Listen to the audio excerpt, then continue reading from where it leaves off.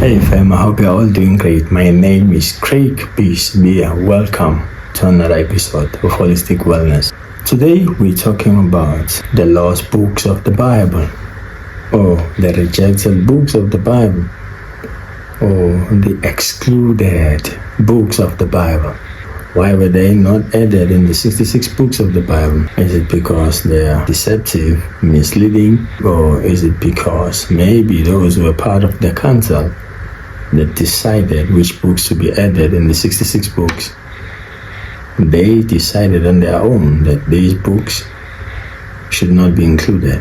If you read the Bible, you realize that there are books like the book of Joshua that are being mentioned in the Bible.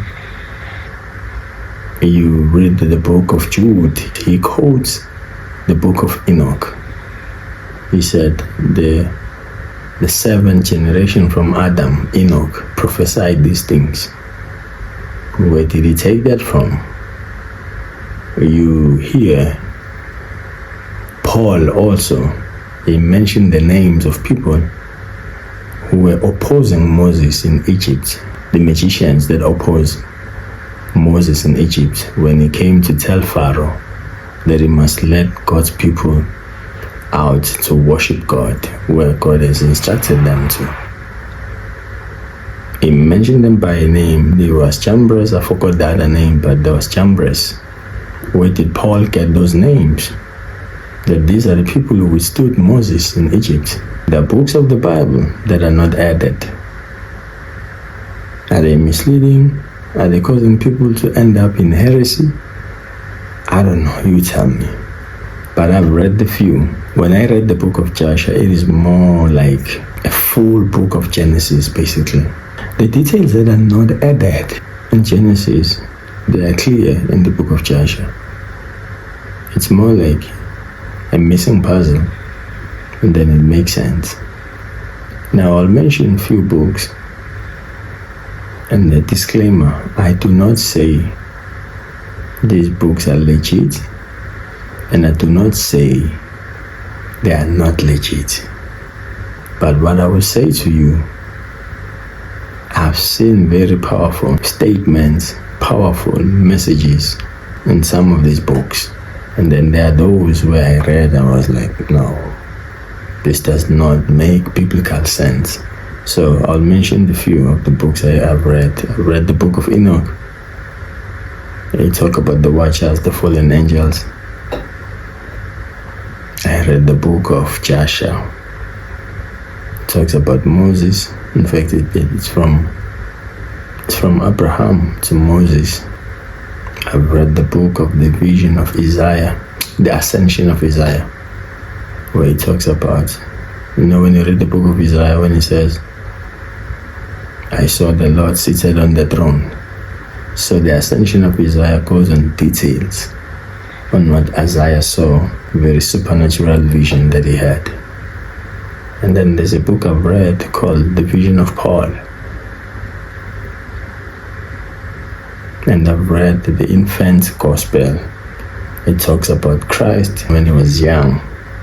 Talks a lot about Jesus Christ when he was a teenager. I won't mention all, but I've read several books that are not included in the Bible.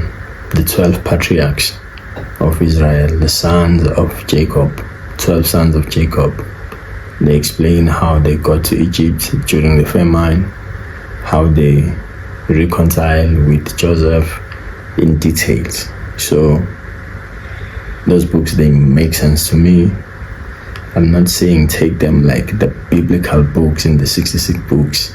You can read them with caution, with discernment, but they make perfect sense and they make it clear. They bring more understanding on other things that don't make sense in Genesis, and they fill up the missing link, the missing gap there.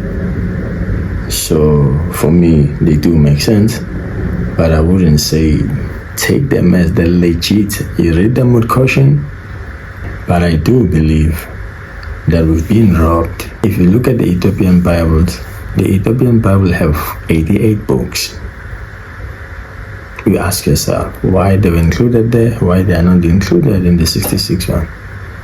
But probably it was the politics of the day at that time that influenced people who were deciding on the books to say, no, we'll add this 66 only. We're not going to add this one. We're not going to add that one. But I tell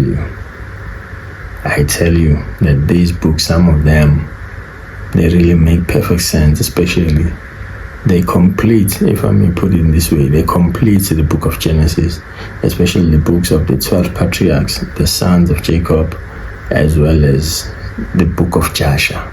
Those two books. There are more books, but only God knows why they're not included.